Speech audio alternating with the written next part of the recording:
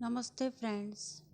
आज इस वीडियो में हम विश्व इतिहास के इम्पोर्टेंट टॉपिक फ्रांसीसी क्रांति के महत्वपूर्ण प्रश्नों को सोल्व करेंगे जो आरपीएससी फर्स्ट ग्रेड और बहुत सारे एग्जामों में पूछे गए हैं। सबसे पहला क्वेश्चन है हमारा, किस दार्शनिक ने पवित्र रोमन साम्राज्य के बारे में कहा है कि यह न तो पवित्र है, न रोमन है, न साम्राज्य है। ये क्वेश्चन स्कूल व्याख्याता 2015 में पूछा गया है। तो इसका सही आंसर है वाल्तेयर के द्वारा, जो फ्रांस के प्रमुख विचारक थे, उनके द्वारा यह वाक्य कहा गया था। सेकंड क्वेश्चन है, निम्नलिखित में से कौन एक जैकोबिन था? जब हमने फ्रांसीसी क्रांति पढ़ी तो फ्रांस में जब गणतंत्र की स्थापना हुई थी तो दो दल बने थे, जैकोबिन और जीरोदिन्स। ये क्वेश्चन स्कूल व्याख्याता 2015 में पूछा गया। जो जैकोबिन दल था, हमने पढ़ा था, उग्र गणतंत्रवादी था। उग्र गणतंत्रवादी। तो उसके प्रमुख नेताओं में सही नाम इसके अंदर है मारा, मैडम रोला, जीरोलैंड और ब्रिसट, ये जीरोदिन्स दल के सदस्य थे। नेक्स्ट हमारा क्वेश्चन है, निम्न में से कौन सा वर्ग फ्रांस में गणतंत्र का समर्थक था? स्कूल व्याख्याता 2015 में क्वेश्चन पूछा गया था। ऑप्शन में है हमारे जैकोबिन, यह भी मैंने बताया, गणतंत्रवादी थे, जीरोदिन्स भी थे, माउंटेनिस्ट भी थे। तो इसका आंसर सही होगा उपयुक्त सभी गणतंत्रवादी थे। नेक्स्ट क्वेश्चन है, क्रांति पूर्व फ्रांस को निम्नलिखित में से किस वित्त मंत्री ने मुक्त व्यापार की नीति की अनुपालना का सुझाव दिया था? तो मैंने बताया था, राज्य को आर्थिक दिवालियेपन से निपटाने के लिए सम्राट ने अलग अलग वित्त मंत्रियों को नियुक्त किया था। यह क्वेश्चन कॉलेज व्याख्याता हिस्ट्री 2014 और 16 में पूछा गया। तो सबसे पहले हमने तुर्गो को पढ़ा था, फिर नेकर को पढ़ा था, फिर कैलोन, ब्रीन और वापस नेकर आए।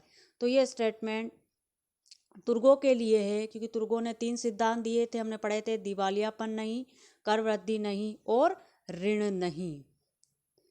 नेक्स्ट क्वेश्चन है, प्रथम स्टेट क्या था?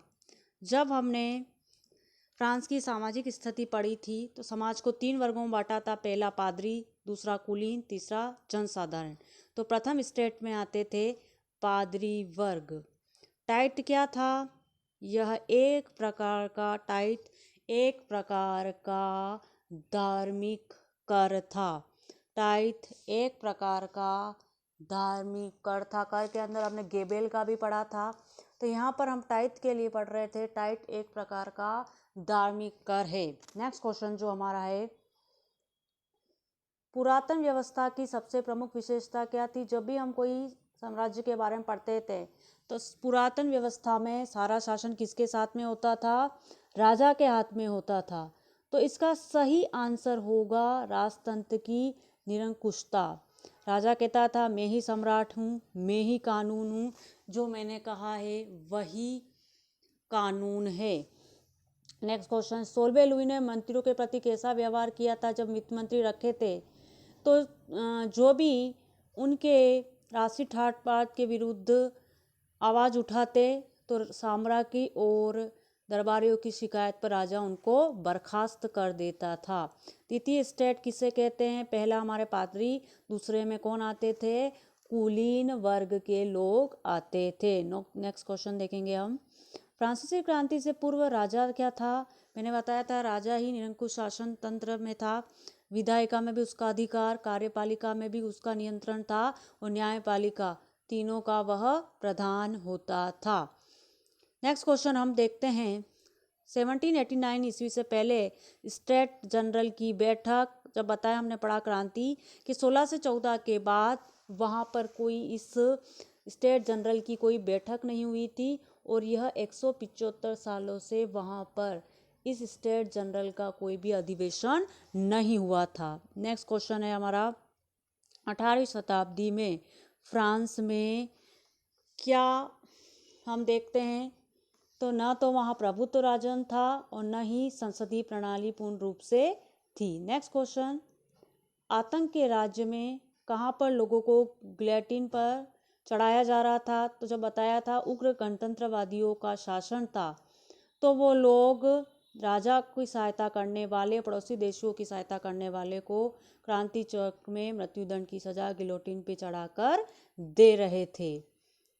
प्रशा व स्पेन ने फ्रांस के साथ बेसिल की संधि कब की थी? जब फ्रांस के शासक को मुक्त कराने के लिए प्रशा व स्पेन के सम्राटों ने मिलकर फ्रांस पे आक्रमण करके वहाँ की जनता को डराया, तो जब फ्रांस की सेना ने उनको हरा दिया तो उनको कौन सी संधि, बेसिल की संधि करने के लिए मजबूर किया। और यह संधि कब हुई थी? 4 अप्रैल 1795 इसका सही आंसर है। दांतों उनके साथियों को प्राणदंड, जब रॉबेस्पियर के आतंक का अंत हुआ था तो जितने जितने उनके स्वयंसेवक थे उनको प्राणदंड दिया जा रहा था, क्योंकि बहुत ही निर्दोष लोगों को गिलोटिन में चढ़ाकर उनको मौत की सजा दी गई थी इनके द्वारा। तो दांतों एवं उनके साथियों को प्राणदंड 6 अप्रैल 1794 को दिया गया। कब दिया गया था? 6 अप्रैल 1794। नेक्स्ट क्वेश्चन हम देखते हैं, फ्रांस की क्रांति का मुख्य उद्देश्य क्या था? तो मेन तो निरंकुश शासन को समाप्त, वो तो था ही, लेकिन सामंतवाद को समाप्त करना प्रमुख कारण के उद्देश्य के रूप में हम पहले देखते हैं। फ्रांस में प्रथम स्टेट क्या था?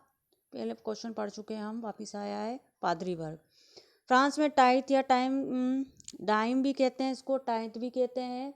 तो मैंने आपको बता दिया था यह एक प्रकार का क्या था? यह एक प्रकार का धार्मिक कर था। फ्रांस में पुरातन व्यवस्था की सबसे बड़ी विशेषता क्या थी?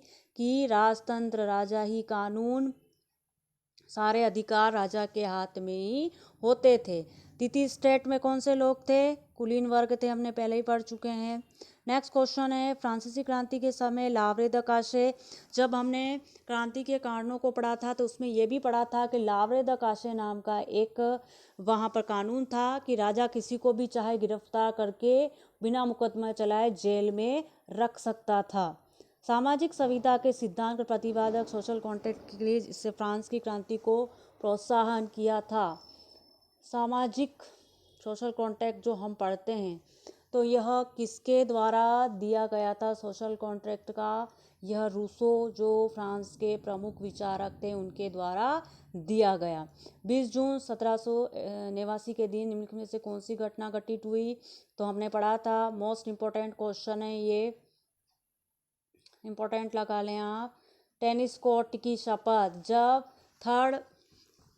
तीसरे वर्ग को अधिवेशन में भाग नहीं लेने दिया और वहाँ के दरवाजे, बैठक स्थल के दरवाजे बंद कर दिए गए, तो वहाँ तीसरे वर्ग के कार्यकर्ता ने टेनिस कोर्ट में जाकर अपनी शपथ ली थी, इसलिए इसको टेनिस कोर्ट की शपथ कहा जाता है। और ये कब हुई थी? 20 जून 1789 को हुई थी। ठीक है, नेक्स्ट क्वेश्चन हम पढ़ते हैं, फ्रांस की क्रांति मानव जाति के जीवन में धर्म सुधार आंदोलन के बाद होने वाला प्रमुख आंदोलन था। मोस्ट इम्पोर्टेंट क्वेश्चन मान सकते हैं इसको, इस तरह के क्वेश्चन हमेशा पूछे जाते हैं। जेफ हडर का यह कथन था। नेक्स्ट क्वेश्चन है हमारे, फ्रांस में क्रांति के समय बूर्बो वंश की राजधानी राजा कौन से महल में निवास करता था? वर्साय के शानदार महल में, जहां 20 से 30 हजार सेवक उसकी देखरेख करते थे और लाखों करोड़ों डॉलर इसमें खर्च किए जाते थे। नेक्स्ट क्वेश्चन है हमारे, बौद्धिक फ्रांस की क्रांति का तात्कालिक कारण क्या था? आर्थिक संकट, क्योंकि विभिन्न प्रकार के करों से फ्रांस की स्थिति दिवालियापन की हो चुकी थी और सप्तवर्षीय युद्ध में भाग लेने के बाद विभिन्न प्रकार के कर जनता पर डाल दिए थे। किस आंदोलन में स्वतंत्रता, समानता, बंधुत्व का नारा दिया गया? मोस्ट इम्पोर्टेंट क्वेश्चन, फ्रांस की राज्य क्रांति का यह नारा था। फ्रांसीसी क्रांति से संबंध pamphlet of is the third state किसने लिखा था? यह मोस्ट इम्पोर्टेंट क्वेश्चन है, फ्रांस के प्रमुख विचारक अब्बे सिए के द्वारा लिखा गया था। टेली एक प्रकार का क्या था? तो मैं बता चुकी हूँ। टेली तो भूमि कर था, और गेबल भी मैंने बताया था, मोस्ट इम्पोर्टेंट है।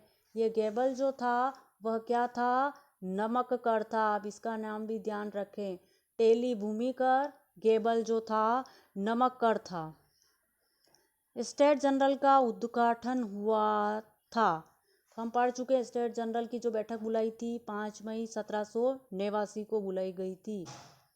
1789 ईस्वी में स्टेट जनरल की बैठक कितने वर्षों के, 1714 के बाद नहीं हुई, 175 वर्षों के बाद यह बैठक हुई थी। शक्ति पथकरण के प्रतिपादक मॉन्टेस्क्यू को माना जाता है। इंपॉर्टेंट क्वेश्चन है ये। नेक्स्ट क्वेश्चन है हमारा, अगर रूसो ना होता तो फ्रांसीसी क्रांति नहीं होती। मोस्ट इम्पोर्टेंट, नेपोलियन बोनापार्ट द्वारा कहा गया। इससे रूसो की जो हम तस्वीर देखते हैं कि माना जाता है रूसो बहुत भयानक शासक था, उसके कारण ही क्रांति हुई। बास्तिल का किला क्या था, जेल। बास्तिल के दुर्ग के पतन से ही 14 जुलाई 1789 क्रांति की शुरुआत मानी जाती है।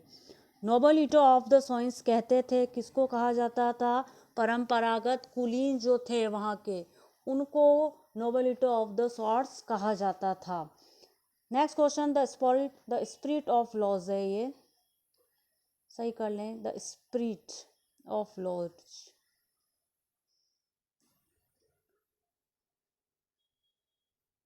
ठीक है, द स्पिरिट ऑफ लॉज इसका सही आंसर है। नेक्स्ट क्वेश्चन है हमारा, सोशल कॉन्टैक्ट पुस्तक के लेखक कौन है। मोस्ट इम्पोर्टेंट ये क्वेश्चन है। सोशल कॉन्टैक्ट किसके द्वारा लिखी गई थी, हमने फ्रांसीसी विचारक के अंदर पढ़ा है, तो रूसो प्रमुख विचारक है, फ्रांस इनके राइटर हैं। टेनिस कोर्ट की शपथ किसके नेतृत्व में हुई थी, मिराबो ने सबको टेनिस कोर्ट में इकट्ठा करके वहाँ पर स्वतंत्रता की शपथ ली थी। फ्रांस में सामंतवाद खत्म हुआ था, कहाँ से मानते हैं हम, 4 अगस्त 1789 ईस्वी की घटना में सामंतवाद का अंत हम इसमें देखते हैं। संविधान सभा द्वारा बनाए गए नए संविधान के अनुसार फ्रांस में